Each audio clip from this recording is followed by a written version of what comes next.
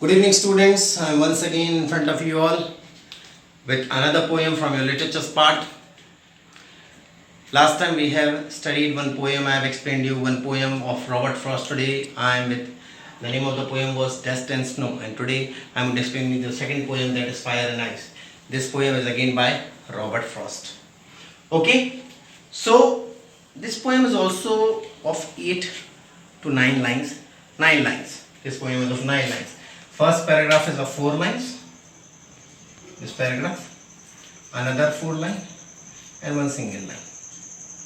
Okay, so this is of 9 lines, and a poem of 9 lines is called a Spenserian. A poem of 9 lines is called a Spenserian. A poem of 8 lines is called octave. A poem of 14 lines is called sonnet. Okay, we'll discuss as the poem will be forthcoming. Okay, so one by one I'm going to explain you the lines as well as the meanings and what is the central idea of the poem, what are the poetic devices. Okay, just pay attention. It is a small poem containing deep meaning. Okay, some say the world will end with ice. The name of the poem is Fire and Ice. Some say the world will end with fire, some say in ice. कई लोग कहते हैं कि दुनिया का अंत जो है फायर से होगा ना. फायर हो सकता है, he might be pointing towards some celestial activity कि आसमान से आग गिरेगी. ठीक है. Some say by ice, or he might be saying that some might be saying that he might be thinking that ice से जा जाएगा, सब कुछ बर्फ में convert हो जाएगा, and then we are going to die. From what I have tasted of desire, that is wish to have something more and more, I hold with those who favor fire.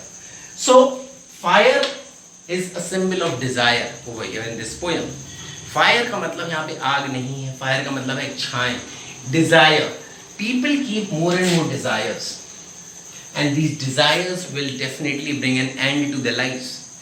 And these desires only is creating havoc for the mankind, for the human in the world. Today what we are suffering is the outcome of desires. Every nation today wants to be more and more powerful. They want to have more and more of land, more and more of power, more and more of arms and armaments. They want to show off that they are the greatest, they are the mightiest in the world. But now, what is the result of it? We are locked up inside the houses. We don't have to go anywhere. We are forcefully kept inside our houses. We are not able to do any work. We are not able to go anywhere. We are just caged in our houses, children. So this is the outcome of desire. Now, in the second line, the poet says that some say the world will end with ice. Now, ice is again a symbolism of hatred, nafrat. A hatred, jealousy, malice, gluttony. Means people are jealous of each other. They are keeping hatred. Whenever you are going to keep hatred in your heart, you are going to be indifferent towards others. Suppose your neighbor is sick and you are not looking at him. Now what will happen? Definitely that family is going to suffer. But one day the same thing can happen to you also. So it is you have to keep your heart filled with love. You should love each other. And that is the only word, that is the only thing which can save the world over here. Okay, desire, and over here ice means hatred. We can say ice is hatred, malice, greed, gluttony, indifference, many meanings. So the poet is saying, I think the world is going to end with fire. Why? Because over here he is saying that people want to have things more and more, which is going to definitely bring an end to the world. They are increasing population day by day. So desire is fire is a passion for something, having strong desire, strong feelings, not only for things, even for power, even for increasing more and more population. Increasing means why the earth is deteriorating. We are cutting down forests, we are destroying nature, deforestation we are doing. So this is bringing an end to the world, and nature is taking the revenge from us. We don't know whether this coronavirus is man-made or it is natural, but it has taught us one lesson, that we have to be together. Then only we can survive. As a PM, Honorable Mr. Narendra Modi is saying that we have to be together, we have to take care of ourselves, we have to help the needy. And this is the time. This is the time we are testing our patience. And this is the time we are also learning many things. From, we can introspect, we can look into ourselves and we can think that our activities have made us reach to this phase of life, that we are locked up in our own houses. This is the direst phase of our life, a black phase you can say. But if we are not learning something from it, then it is a great pity for us. Okay, now second paragraph we'll move. But if it had to perish twice, means die. I think I know enough of hate. To say that for destruction, ice is also great. So in the first part of the poem, you just first paragraph of the poem, the poet is saying that fire will end the world. Strong desire for power, strong desire for certain things. But in the second paragraph, he is also taking another stand that not only strong desire is enough to destroy the world. If a person is keeping hatred, he's keeping malice, he's being greedy, he's being a glutton. Gluttony he's keeping within himself, he's being indifferent towards others. So definitely we are going to wipe out this world. We are going to create a havoc for our own selves. Understood?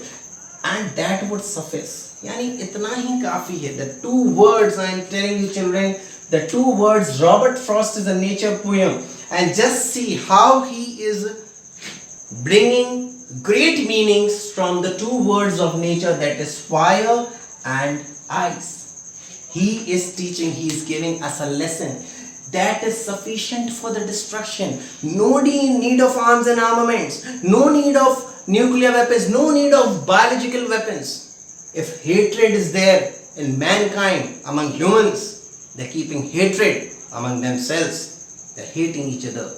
They are jealous of each other. Definitely that will spoil the world, that will destroy the world, and nobody will be there to survive. And if suppose a country wants to overpower other countries just to show its power, definitely one day will come that that country will destroy its own existence. It will be harmful for its own existence.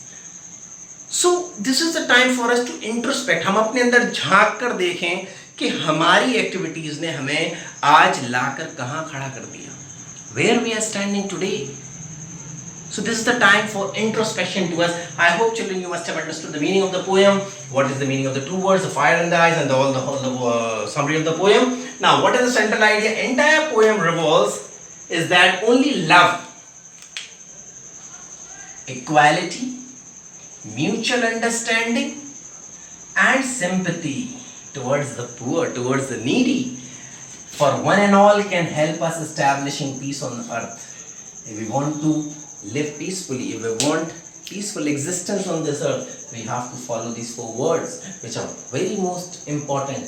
The poet says that both fire and ice, fire that is ice, and ice, fire that is desires, and ice that is hatred and malice, can bring probable end to the world. The word is being used probable. Actually, a reference is also made to the Bible in the first paragraph. Somebody said that on doomsday, that is the judgment day, when the fire will fall from the sky and the world will be destroying, Jesus Christ will be sitting and he will be on the judgment day, on the doomsday, and he will be deciding. There will be one row of the people who are sinners and one of the who will be the good doers, okay, and he was going to give the punishment. So a reference is made in the first paragraph of the Bible also, because Robert Frost is a Christian poet and he has given reference from the Bible. Okay, children? So now probable world, probable end to the world. Probable, matlab not exactly. If we are changing our attitude, if we are loving each other, keeping an equality with each other, keeping mutual understanding and showing sympathy towards each other, definitely nothing will happen to us. But if we are keeping desires, if we are keeping hatred, malice, jealousy, then definitely Now, what are the poetic devices used? Alliteration, repetition of initial consonant sounds in the same line. So here we see that sound S, S, S, S. So this is how we find that there is alliteration in the poem when the first consonant is repeated again and again. Now, paradox. Though the poet is saying the statement is true that fire and ice will destroy the world, a true statement but which never seems true. जो प्रतीत नहीं होती कि वो सही हो जाएगी, लेकिन आज जो हो रहा है उसमें लग रहा है कि सही होगी, लेकिन होगी या नहीं होगी, we don't know exactly. So it is a paradox. Now symbolism I already told you, the fire is the symbol of desires and ice is the symbol of hatred and malice. I hope children you must have understood the poem and hope you people are keeping well. Okay, 1 second. You can note down my WhatsApp number. If you have any doubt, you can just WhatsApp me. Whatever paragraph you have doubt in, whatever thing you want to know, you just WhatsApp me. So my WhatsApp number is